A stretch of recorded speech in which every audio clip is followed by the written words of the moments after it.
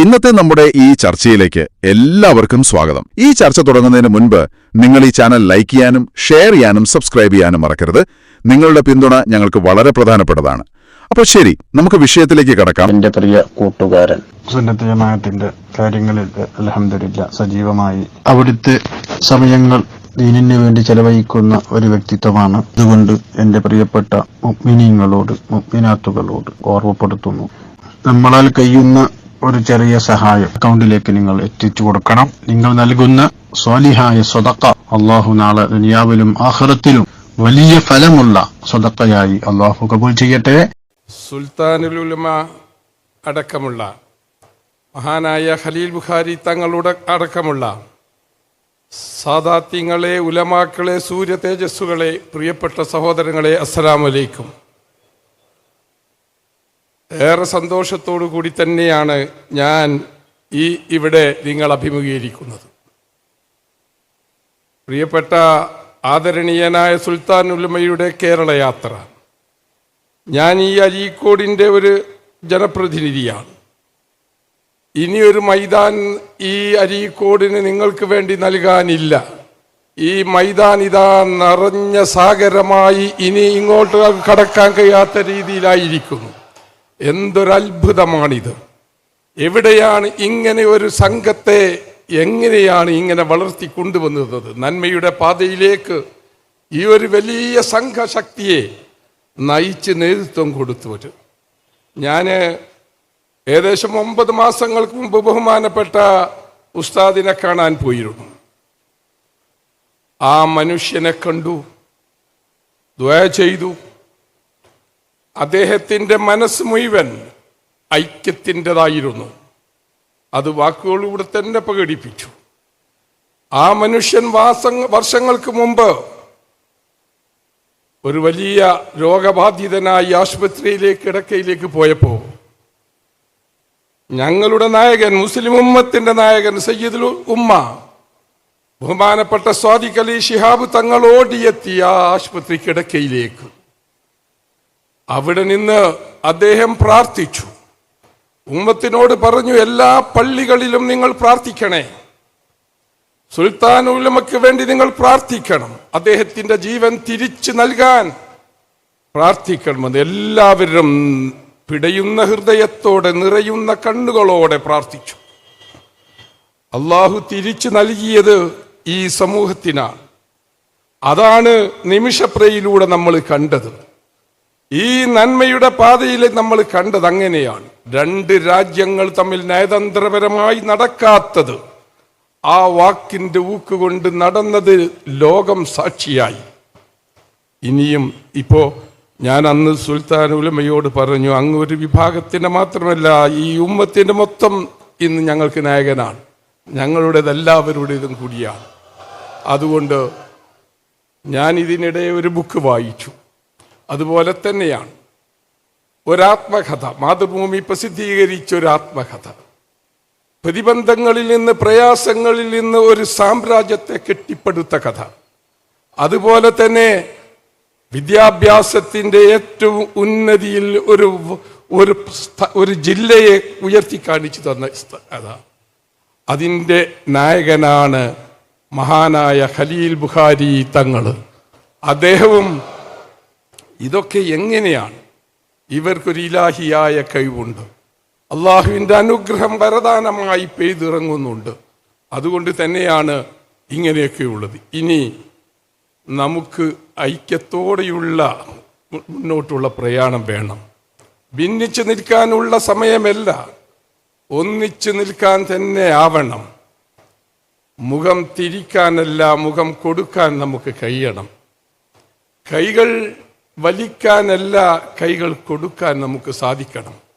അങ്ങനെ ഒന്നായി ഒരു ഉമ്മത്തിൻ്റെ ഉന്നതിക്കും ഇസ്ലാമിൻ്റെ ഇസ്സത്തിനും നമ്മൾ ഒന്നായി തന്നെ നിൽക്കണം. അങ്ങനെ തന്നെ നമുക്ക് മുന്നോട്ട് പോകണം. ഞാനിന്ന് ഈ തെരഞ്ഞെടുപ്പിനെ വെച്ചപ്പോൾ ചുരുക്കം ചിലരെങ്കിലും എനിക്ക് കൈ വലിച്ചവരുണ്ടായിരുന്നു. പക്ഷേ ആയിരക്കണക്കിന് കൈകൾ മുസ്ലിം ജമാഅത്തിന്റെ പ്രവർത്തകന്മാർ എനിക്ക് നേരെ നീട്ടിയിട്ടുമുണ്ട്. ഞാൻ നന്ദിപൂർവ്വം അത് ഓർക്കുകയാണ്, ഞാൻ നന്ദി പറയുകയാണ്. ഇനിയും നമുക്ക് അങ്ങനെ പോകണം. ഞാൻ ഇന്ന് ഈ ജില്ലാ പഞ്ചായത്തിൻ്റെ പ്രസിഡന്റാണ്. ആർക്ക് മുമ്പിലും ഒരു വാതിലും ഇനി അടയില്ല. നിങ്ങൾക്കൊക്കെ സഹായിക്കാനുള്ള വിനീത വിധേയനായ ഒരു ജനദാസനായി തന്നെ എല്ലാവരുടെ മുന്നിലും ഞാൻ ഉണ്ടാവുമെന്ന് പറഞ്ഞുകൊണ്ട് എല്ലാവിധ അഭിവാദ്യങ്ങളും നേർന്നുകൊണ്ട് നിർത്തുന്നു. അസ്സലാമു അലൈക്കും. ഞാൻ വളരെ അഭിമാനകരമാണ് ഈ യാത്രയിൽ നിൽക്കുന്നത്.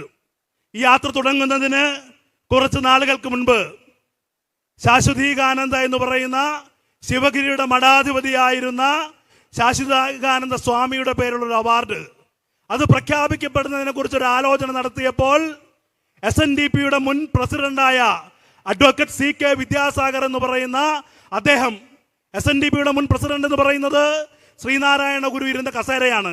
അദ്ദേഹത്തോട് ഞങ്ങൾ ചോദിച്ചു, ആർക്ക് ഈ അവാർഡ് കൊടുക്കണമെന്ന് പറയുമ്പോൾ ശ്രീനാരായണ ഗുരുവിന്റെ പേരിലുള്ള മാനവികതയുടെ മനുഷ്യത്വത്തിന്റെ അവാർഡ് കൊടുക്കാൻ ഏറ്റവും യോഗ്യൻ എന്നുള്ളതിൽ വെച്ച് കാന്തപുരം ഉസ്താദാണെന്ന് അസന്നിഗ്ധമായ അവധി പ്രഖ്യാപിക്കുകയാണ്.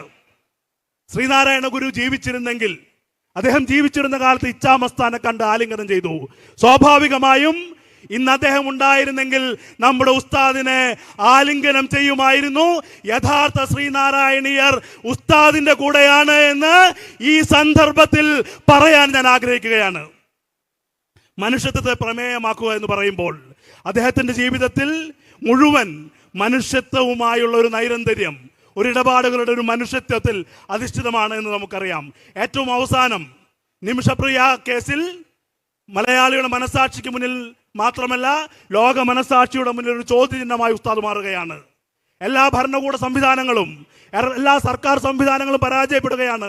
സുപ്രീം കോടതിയിൽ സോളിസിറ്റർ ജനറൽ പറയുകയാണ്, സർക്കാരിനൊന്നും ചെയ്യാനില്ല. ഇവിടെ രണ്ട് സർക്കാരുകൾ തമ്മിലുള്ള നയതന്ത്ര ബന്ധങ്ങൾ പരാജയപ്പെടുമ്പോൾ രണ്ട് സൂഫികൾ തമ്മിലുള്ള ഹൃദയബന്ധം വിജയിക്കുന്നതാണ് നമ്മൾ കണ്ടത്. ഭരണകൂടങ്ങൾ പരാജയപ്പെടുത്തിടത്ത് ഒരു മനുഷ്യന്റെ ഇടപെടൽ, അതിനെക്കുറിച്ച് പുറം ലോകത്തോട് പറയാൻ ഒരു അവസരം കിട്ടിയ ഒരാളാണ് ഞാൻ. ഫേസ്ബുക്കിൽ അതിനെക്കുറിച്ച് ഞാൻ എഴുതി, മാധ്യമങ്ങൾ അത് ആഘോഷിച്ചു.